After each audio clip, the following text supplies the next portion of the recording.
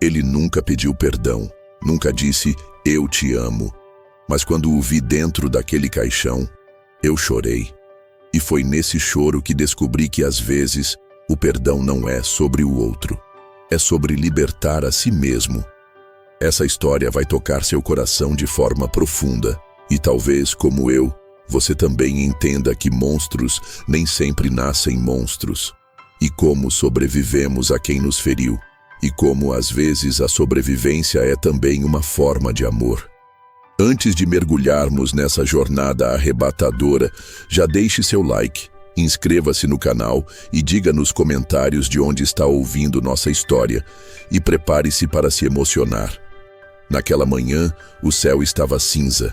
Não chovia, mas havia uma umidade no ar que grudava na pele como um silêncio incômodo.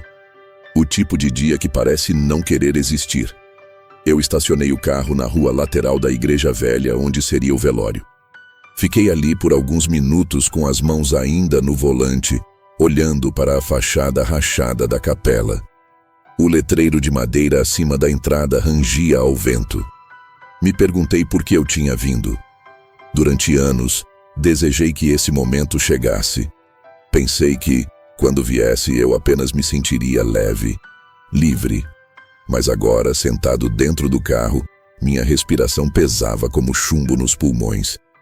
Levantei os olhos e vi um senhor de terno escuro entrando pela lateral. Os sapatos dele faziam um som oco sobre o piso de pedra.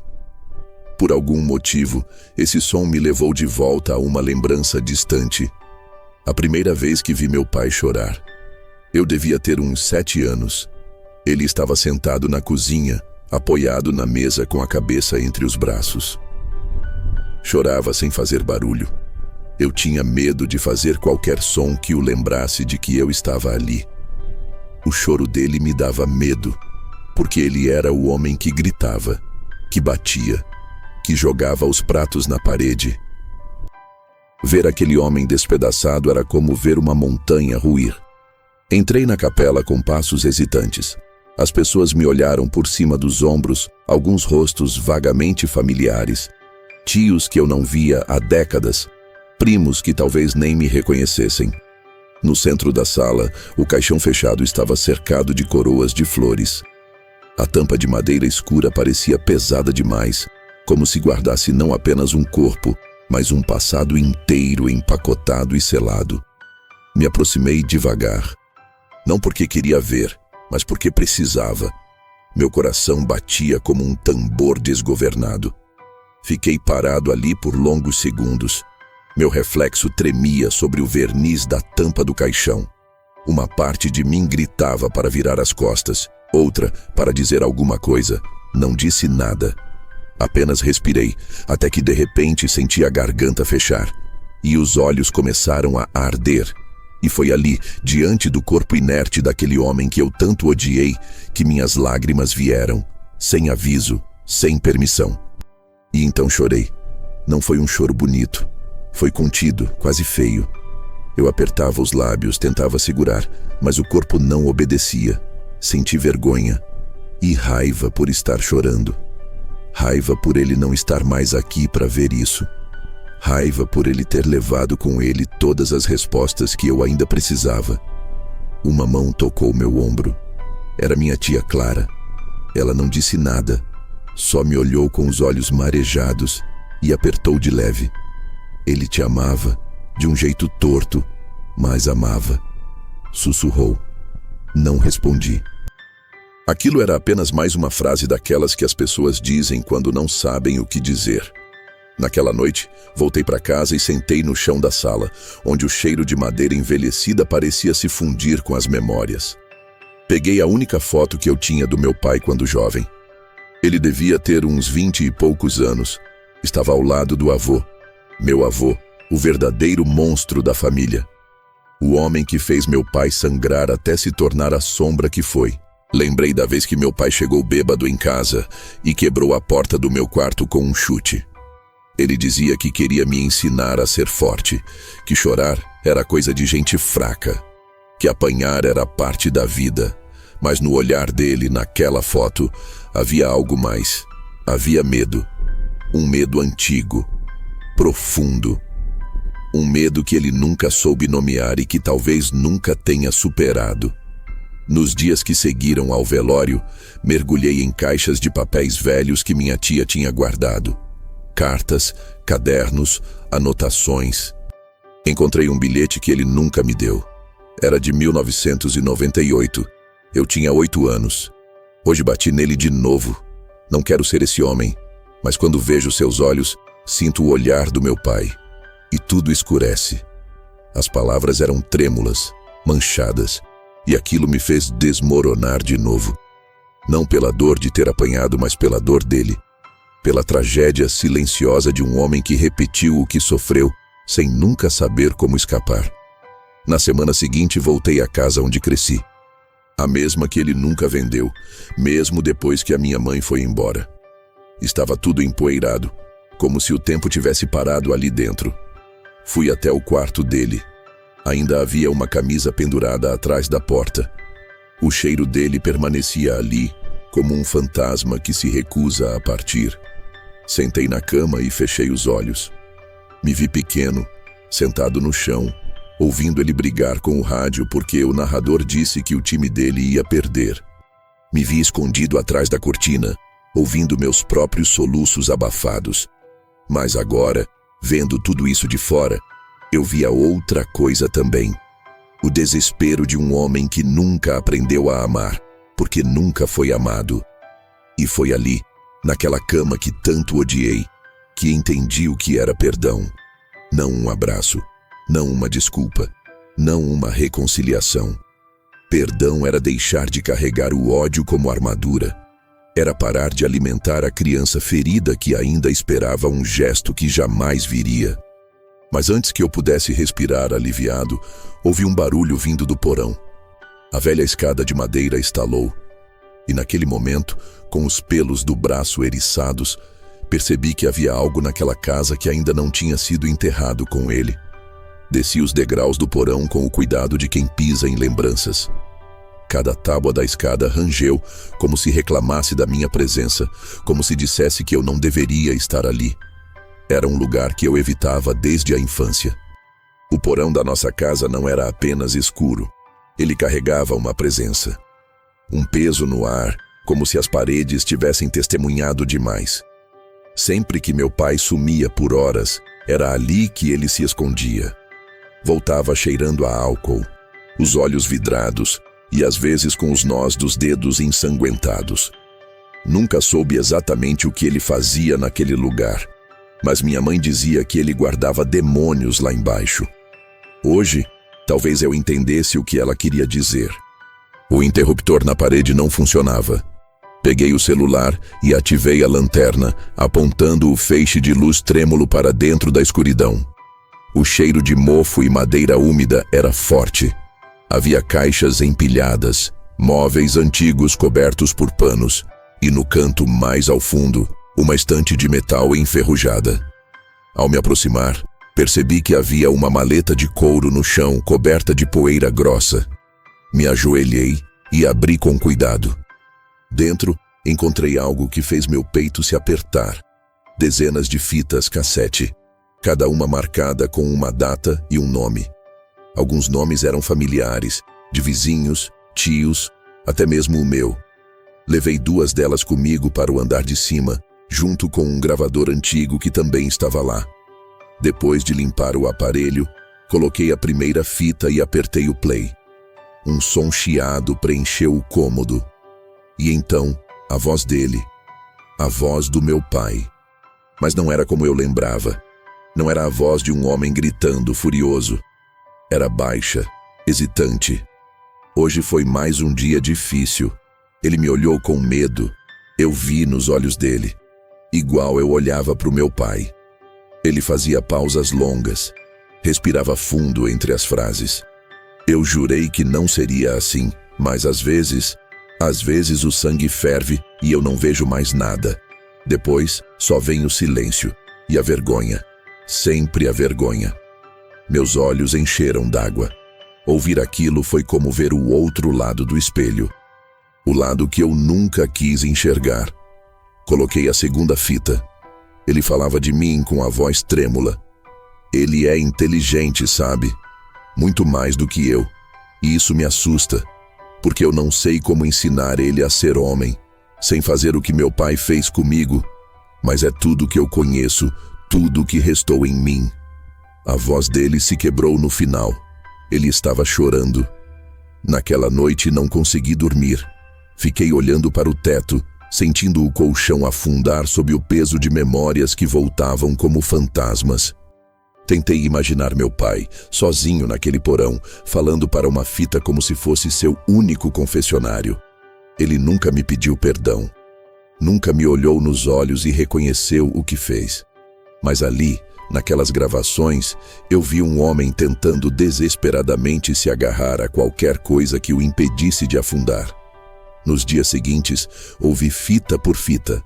Era um diário doloroso. E à medida que as vozes dele se tornavam mais frágeis, mais humanas, uma nova emoção nascia em mim. Não era amor.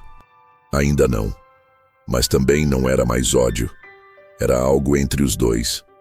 Algo que parecia ser o começo de uma libertação. Voltei a falar com minha mãe depois de anos de silêncio. Ela agora morava numa cidade pequena, cercada de flores e gatos. Quando cheguei, ela me abraçou como se o tempo não tivesse passado. Contou-me coisas que nunca disse antes, que meu pai era diferente quando jovem, que ele ria alto, escrevia poemas, fazia planos, mas que depois que o pai dele morreu, algo mudou. Começou a beber, a se calar, a carregar a fúria do mundo nas costas. Ele não era mau, filho. Só estava quebrado demais para saber amar, disse ela, com um olhar triste, mas não rancoroso. Eu fiquei enquanto pude, mas quando vi que você ia quebrar junto, eu fui embora. Ficamos em silêncio por longos minutos. E pela primeira vez, senti que não havia mais ninguém para odiar. Que o ódio, no fim, era só um grito da parte de mim, que queria entender, porque nunca me sentia amado. No caminho de volta, decidi que queimaria as fitas. Não porque queria apagar o que ouvi, mas porque queria deixar tudo ali, no passado. Fiz uma fogueira no quintal da casa antiga. Um a um, joguei os cassetes nas chamas. O plástico estalava e o cheiro era forte. Mas enquanto as fitas desapareciam, eu sentia algo dentro de mim se acalmando. Como se a criança em mim, pela primeira vez, estivesse sendo acolhida, por mim mesmo. Na manhã seguinte, recebi um envelope embaixo da porta. Não havia remetente. Dentro havia uma única folha com uma caligrafia que reconheci de imediato. A letra do meu pai. A carta estava datada 3 dias antes da morte dele. E dizia apenas: se você está lendo isso, é porque já me enterrou. Eu sei que não mereço lágrimas, sei o que fui. Mas se por algum milagre você chorou, obrigado. Porque isso significa que, em algum lugar, você ainda carrega a parte de mim que tentou ser melhor. E então, pela primeira vez, eu sorri. Porque finalmente compreendi que o perdão não é sobre o outro.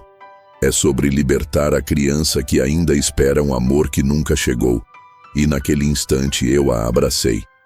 Mas quando entrei em casa, algo me fez congelar. No corredor, sobre a mesa de madeira, havia uma nova fita cassete. Uma que eu não deixei ali.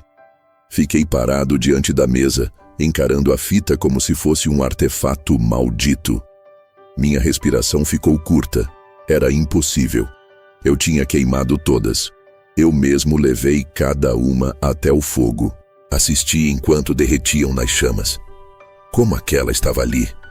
Peguei-a com mãos trêmulas. Estava quente, como se tivesse sido deixada ali há pouco tempo. Não havia título, nenhuma data.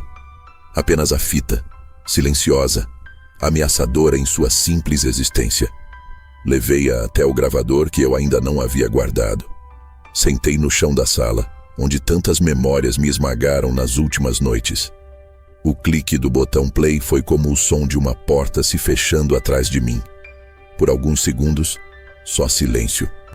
Depois, um chiado distante seguido de uma respiração pesada, e então uma voz, Mas não era meu pai, era a minha voz de criança.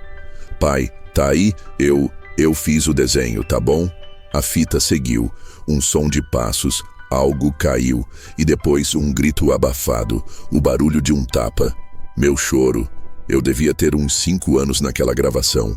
Tinha me esquecido completamente daquele momento. Mas agora, tudo voltava. O cheiro da tinta, o desenho com lápis de cera, eu o entregando a ele. E o tapa que veio depois, quando ele viu que eu desenhei um monstro e escrevi embaixo: "Esse é o papai." Parei a fita com força.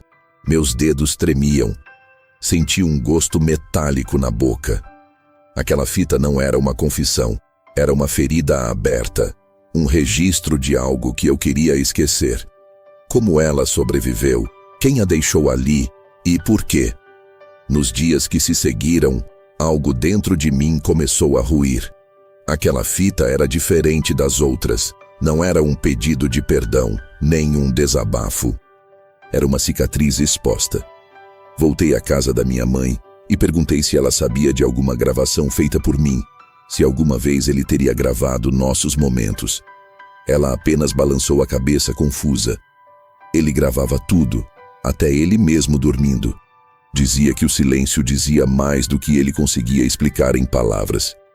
A frase dela ficou ecoando na minha mente. O silêncio dizia mais do que palavras.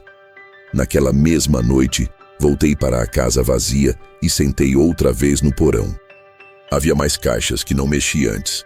Resolvi abrir uma delas. Dentro, cadernos com desenhos meus. Eu nem lembrava de ter feito tantos. E junto, uma agenda com anotações em código. Ele marcava com símbolos. Uma estrela, um círculo, uma cruz. Páginas e páginas disso. E um envelope no fundo da caixa com meu nome. Dentro, uma carta. Escrita com raiva, rasurada, cravada de arrependimentos. Você foi a única coisa boa que eu fiz na vida, mas eu estraguei isso também. Você me olhava com olhos limpos e eu via o reflexo do que eu nunca consegui ser. Eu te quebrei. E mesmo assim, você voltou. As palavras me atingiram como facadas. Me perguntei por que ele não me disse isso em vida. Por que esperou a morte para tentar ser humano? Mas talvez fosse porque só na beira do fim ele conseguiu enxergar alguma coisa além da própria dor. Decidi ouvir a fita até o final. Voltei ao gravador, respirei fundo e apertei o play. Após o choro da criança, houve uma pausa longa. Então a voz dele surgiu como um sussurro ao fundo.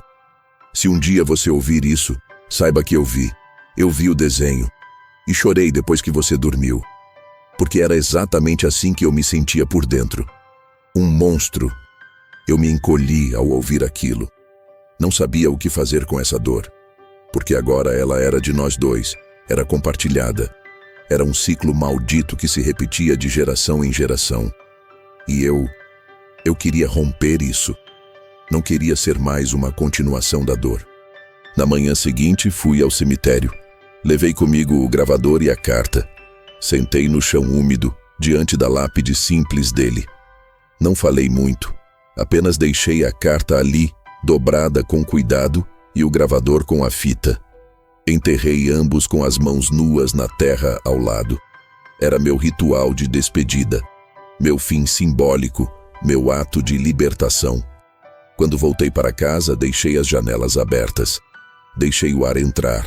Joguei fora roupas velhas, livros empoeirados, lembranças podres. Queria começar de novo. E comecei.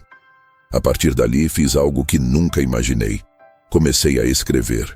Escrevi sobre a dor, sobre a raiva, sobre o amor não correspondido, sobre o menino que desenhava monstros, mas queria heróis. Cada palavra era uma lágrima que não derramei na infância. Cada parágrafo era um abraço que nunca recebi. E escrevendo, percebi que, de alguma forma, eu não estava mais sozinho. Um mês depois, publiquei meu primeiro texto em um site de relatos anônimos. Não esperava a resposta, mas recebi centenas de pessoas que também odiavam os pais, ou que os amavam demais apesar de tudo, Gente quebrada, gente silenciosa, gente como eu. E entre as mensagens, uma me chamou a atenção. Era curta, sem nome, sem rosto. Só dizia: a fita que você encontrou, eu a deixei. Achei que você merecia lembrar, porque só enfrentamos o monstro quando olhamos de volta. Fiquei imóvel por minutos. Aquela mensagem reabriu perguntas. Quem a escreveu? Como sabia da fita? E por quê? Por que agora? Mas algo em mim dizia que não era hora de ter todas as respostas. Porque talvez o mais importante já tivesse acontecido. Eu não chorava mais por ele. Chorava por mim. Pela criança que fui. Pela dor que carreguei. Mas pela primeira vez, chorava também por alívio. Porque eu finalmente conseguia respirar sem o peso da raiva. Até que, numa noite fria, bati sem querer em uma estante e um velho livro caiu. Dentro dele, uma foto que eu nunca tinha visto. Era meu pai, com um bebê nos braços. Eu. Atrás da foto, uma data escrita à mão e um bilhete. Naquele dia, por um instante, eu pensei que poderia ser melhor. Mas o que estava ao lado da foto me gelou a espinha. Um chaveiro com o símbolo da cruz, o mesmo das anotações em código nos cadernos do porão. E dentro dele, um endereço. Passei aquela noite inteira encarando o chaveiro com o símbolo da cruz. Era pequeno, de metal envelhecido, como algo que passou por muitas mãos e anos. O símbolo em relevo era o mesmo que meu pai desenhava obsessivamente nos cadernos do porão. Eu sempre pensei que fosse apenas uma mania, uma repetição sem sentido. Mas agora, ao lado da foto com aquele bilhete e um endereço dentro, aquilo se tornava uma pista, uma porta entreaberta para um segredo que ele nunca contou, ou nunca teve coragem de contar. O endereço era de uma rua em outra cidade, a mais de 100 quilômetros dali. Uma cidade pequena, interiorana, daquelas onde todo mundo sabe o nome do vizinho e os rostos envelhecem sem serem esquecidos. Peguei o carro no fim da manhã seguinte. A estrada serpenteava por entre colinas e campos, e o rádio tocava uma música qualquer que parecia se dissolver no barulho do motor. Durante todo o caminho, meu coração oscilava entre ansiedade e medo. Medo de descobrir mais do que eu estava pronto para saber. Medo de olhar para o passado com olhos novos e ver algo que mudasse tudo outra vez. Cheguei no endereço no início da tarde. Era uma casa simples, com uma cerca de madeira já desbotada pelo tempo. Havia uma varanda com 2 cadeiras de balanço. A porta estava entreaberta como se me esperasse. Toquei a campainha, mas ninguém respondeu. Esperei um pouco e, quando fui me virar para ir embora, uma voz suave me chamou de dentro. Você veio. Era uma senhora de cabelos brancos e olhos muito claros. Demorou mais do que eu esperava.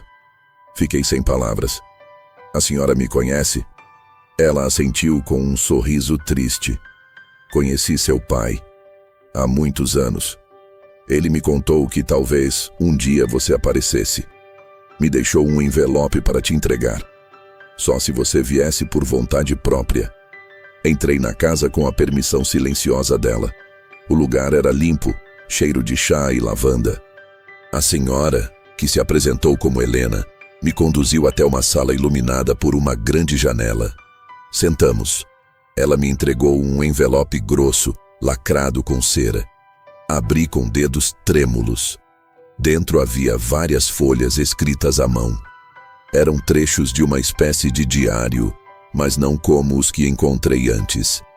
Estes eram organizados, quase literários, e contavam sobre uma fase da vida do meu pai que eu desconhecia completamente. Uma fase em que ele tentou se tratar. Uma fase em que frequentou aquele lugar, uma antiga casa de recuperação para homens com histórico de violência e traumas familiares. A cruz do chaveiro era o símbolo do programa. Não um símbolo religioso, mas uma marca de reconhecimento entre aqueles que tentavam romper o ciclo. Meu pai esteve ali, por meses. Em um dos trechos ele escreveu: hoje consegui passar 3 dias sem gritar com ninguém. Parece pouco, mas é muito para mim. Pela primeira vez, consegui ouvir sem explodir. Eles dizem que a raiva vem do medo. Se for verdade, então eu sou só um homem com medo de amar. A leitura me atravessou como um raio. Eu nunca soube disso. Nunca soube que ele tentou. Nunca soube que ele quis mudar. Que em algum momento, mesmo que breve, ele buscou redenção. Ele não conseguiu terminar o programa, disse Helena. Sumiu de repente. Um dia apenas desapareceu, mas deixou isso. Disse que talvez um dia o filho dele viesse aqui. E que você precisava saber que ele não era só o que te fez mal, que havia tentado. Olhei para ela emocionado. Ele nunca falou disso, nunca mostrou, porque ele tinha vergonha, porque achava que você não o perdoaria, e talvez porque não se perdoava. Deixei a casa com a mente em ebulição. Aquela nova peça mudava tudo. Me perguntava o que teria acontecido para ele abandonar a tentativa de cura. O que o empurrou de volta ao abismo? E por que escondeu isso tão bem? Dirigi de volta com a cabeça cheia. Quando cheguei em casa, a noite já havia caído. Sentei no sofá com as folhas ainda nas mãos, relendo trechos, tentando montar um quebra-cabeça de alguém que talvez nem ele mesmo soubesse quem era por completo. Mas então, um pensamento me atravessou. Peguei os cadernos do porão e voltei a analisar os símbolos. Cruz, estrela, círculo. Comecei a notar padrões. As datas batiam com relatos específicos e percebi que, nas margens, ele fazia contagens. Linhas riscadas em grupos de 5, como marcações de dias. Dias sem explosões, sem bebida. Eram registros de abstinência emocional. A cada ciclo quebrado, ele voltava à cruz. A marca inicial. Fiquei acordado a noite toda conectando aquilo. Comecei a ver o mapa da mente dele, a dança da tentativa e da recaída, a luta entre o homem que queria amar e o monstro moldado pelo próprio passado. E então, no fundo de uma das caixas, encontrei outra coisa. Uma fotografia antiga, um grupo de homens em círculo. No centro, meu pai, mais jovem, com um olhar que eu nunca vi. Seria esperança? Atrás da foto, uma frase escrita em vermelho. Quem queima a ponte com o passado também se perde do caminho de volta. Aquilo me atingiu como um soco, porque talvez ele não tenha voltado ao programa, porque achava que não havia mais volta. Porque talvez, depois de tudo que fez, ele achava que o perdão era uma estrada interditada, que não merecia redenção. Na semana seguinte, voltei à casa de Helena. Ela me recebeu com um abraço silencioso. Há algo mais, disse ela, que ele deixou, mas me pediu para guardar até que você estivesse pronto. Ela me entregou uma pequena chave. Está no antigo armário do quarto dele, aqui na casa. Tranquei conforme ele pediu. Está tudo lá. Subi com ela até o quarto. O armário era de madeira escura, firme, com cheiro de coisa guardada há décadas. Abri com a chave. Dentro havia uma caixa de madeira com uma tampa de vidro. E ali, uma carta. Mas não apenas isso. Ao lado da carta havia um velho gravador com a última fita que ele gravou. E no bilhete ao lado da fita, escrito à mão: não aperte o play, a não ser que esteja pronto para ouvir tudo. Sentei-me na beira da cama, o gravador pesado nas mãos como se carregasse o peso de 2 gerações. A fita dentro dele parecia pulsar, como se vivesse. A advertência escrita ao lado: não aperte o play, a não ser que esteja pronto para ouvir tudo. Era mais do que uma frase. Era um teste. Uma linha que, uma vez cruzada, não permitiria retorno. Respirei fundo. Olhei para o quarto silencioso, os móveis simples, as cortinas dançando com o vento que entrava pela janela aberta. Tudo ali parecia congelado no tempo, como se aquele lugar guardasse o último vestígio de um homem que passou a vida tentando se reconstruir em silêncio. Pressionei o botão. A fita começou com um chiado familiar, seguido de uma tosse fraca. E então, a voz dele, raspada, cansada, mas diferente das outras gravações. Era mais limpa, mais consciente. Se você está ouvindo isso, então eu já fui. E talvez esteja com raiva por ter encontrado isso agora. Talvez ache que é mais uma tentativa covarde de me explicar. Mas essa fita não é um pedido de desculpas. É o fim da história. O fim que eu nunca tive coragem de te contar. Ele parou por um instante. O silêncio parecia engolir tudo ao redor. Depois continuou. Eu sei o que fiz. E sei que, mesmo se você perdoar, vai doer. Eu carrego isso comigo todos os dias. Mas tem uma coisa que você não sabe. Algo que enterrei tão fundo que por muito tempo achei que tinha matado. Mas a verdade sempre volta. E é sobre isso que preciso te falar. Meu coração acelerou. Eu não fazia ideia do que vinha. Pensei que já tivesse descoberto tudo. Pensei que os monstros já tinham nomes. Mas ele continuou. Você sempre achou que eu me tornei violento por causa do que vivi com meu pai. E é verdade. Ele me destruiu. Me quebrou ainda menino. Mas havia algo mais. Algo que me corroía por dentro. Um segredo. Uma culpa. Algo que me transformou em algo pior. A voz falhou. Um ruído metálico preencheu os segundos seguintes. Então, quando você tinha 3 anos, sua mãe precisou ir ao hospital. Ficamos sozinhos em casa por um fim de semana inteiro. Eu estava sóbrio. Queria fazer tudo certo. Te fazer panquecas. Brincar. Ser o pai que eu nunca tive. Mas naquela noite, eu perdi o controle. Você chorava muito. Estava com febre. E eu gritei. Sacudi você com força. E você caiu. Bateu a cabeça na quina da cama. Ficou inconsciente por alguns segundos. As palavras se misturaram ao som do meu próprio sangue latejando nos ouvidos. Eu me levantei de sobressalto. Quase parei a fita, mas não. Eu precisava ouvir. Você acordou logo depois. Eu chorei mais do que você. Me culpei tanto que, no dia seguinte, liguei para sua mãe dizendo que você tinha caído sozinho. Ela acreditou. E você nunca lembrou. Ou talvez tenha enterrado isso tão fundo quanto eu. Me sentei no chão, as mãos tremendo. Uma lembrança vaga me atravessou. Um flash. Luz fraca. A visão embaçada. O som de alguém gritando meu nome. Um braço me sacudindo. Sempre pensei que fosse um pesadelo. Ele continuava. Foi ali que soube que não podia ser pai. Não do jeito certo. Porque havia algo em mim quebrado demais. E por mais que eu tentasse consertar, algo sempre me puxava de volta. Eu me odiava por isso. E talvez por isso tenha feito você me odiar também. Porque era mais fácil lidar com o seu ódio do que com a sua compaixão. A fita seguiu por mais alguns minutos com trechos entrecortados, fragmentos de memórias. Ele lembrando de momentos que eu esqueci, quando me ensinou a andar de bicicleta, quando me deu um presente feito à mão e eu quebrei no mesmo dia. Pequenas tentativas que eu nunca reconheci. Mas ali, pela primeira vez, vi meu pai como um homem tentando desesperadamente não afundar.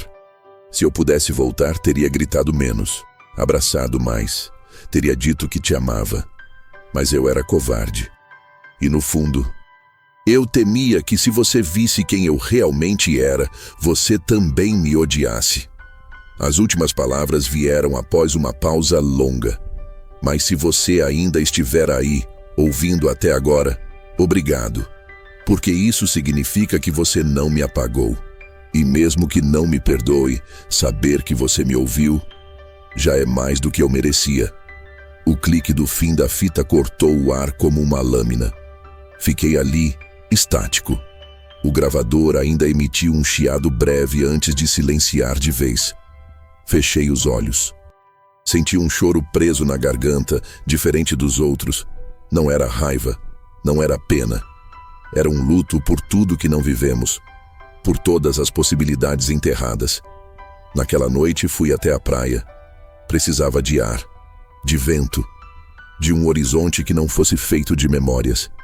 Caminhei até as pedras E ali, sozinho, eu disse em voz alta o que nunca disse em vida. Eu te perdoo.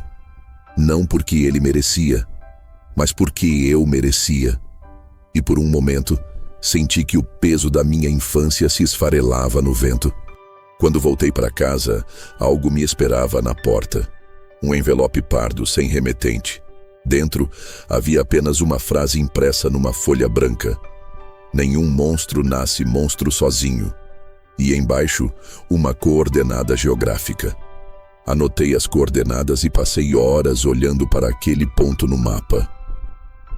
Era um local isolado, nas margens de um vilarejo quase esquecido, encravado entre montanhas e vales que pareciam fora do tempo.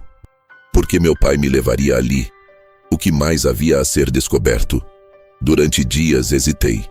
Havia coisas demais que eu já havia escavado, memórias que doíam, verdades que me rasgaram, vozes de um passado que eu jurava ter sepultado. Mas parte de mim sabia, se não fosse até o fim, esse ciclo nunca se encerraria de verdade. Viajei num fim de semana nublado. A estrada era tortuosa, solitária, cercada de árvores secas. Quando cheguei ao local exato indicado pela coordenada, encontrei uma trilha estreita e abandonada, quase encoberta pela vegetação. Caminhei por cerca de 30 minutos até avistar uma antiga construção de pedra. Parecia uma capela abandonada, com janelas quebradas e portas entreabertas. O lugar exalava solidão, mas também silêncio. Um silêncio que não pesava, apenas esperava. Entrei devagar. No centro havia um altar coberto por poeira. Atrás dele, um banco com marcas de uso. E sobre o banco, uma caixa metálica. Quando abri, encontrei apenas uma coisa: um caderno. A capa estava gasta, o elástico frouxo. Mas dentro estavam as palavras mais duras e belas que meu pai jamais disse em voz alta. Era uma carta longa, escrita ao longo dos anos em partes. Não endereçada a mim diretamente, mas à ideia de mim. Ao filho que ele queria merecer. Ao homem que ele esperava que um dia surgisse de suas próprias cinzas. E ali ele escreveu o que nunca teve coragem de falar. Você foi minha salvação e minha sentença. Cada vez que olhava para você, via o que eu poderia ter sido. E isso me partia. Porque eu sabia que ao mesmo tempo em que te amava, estava te ferindo. Não existe dor maior do que saber que você é o próprio veneno de quem mais ama.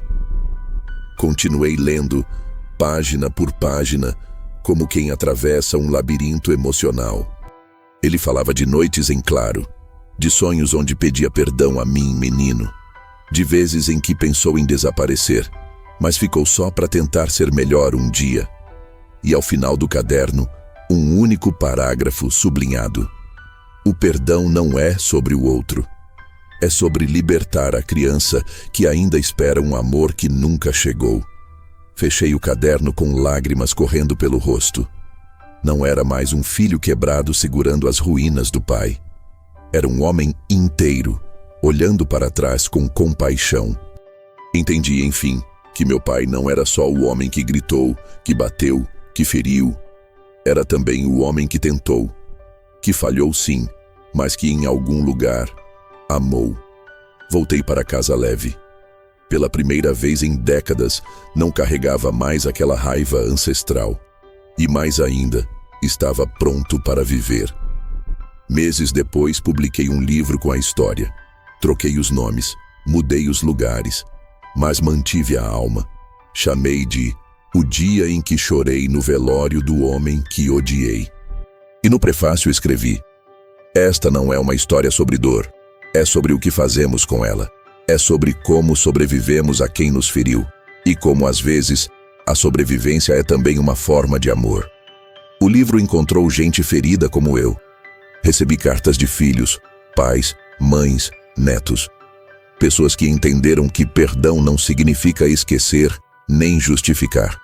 Significa interromper, parar o ciclo, oferecer a si mesmo a paz que o outro nunca pôde dar. Hoje, Eu sigo. Levo comigo as cicatrizes, mas não o peso. Amo diferente. Falo quando dói. Escuto quando alguém chora. Porque sei como é gritar no escuro e não receber resposta. E se hoje existe alguém que me chama de pai, prometo ser para ele o que meu pai não conseguiu ser para mim. Não porque sou melhor, mas porque tive coragem de ver o homem por trás do monstro e entender que, às vezes, monstros são apenas crianças que nunca aprenderam a amar. E quando penso no meu pai, não sinto mais ódio. Sinto falta de quem ele tentou ser, e no fundo isso basta. Fim.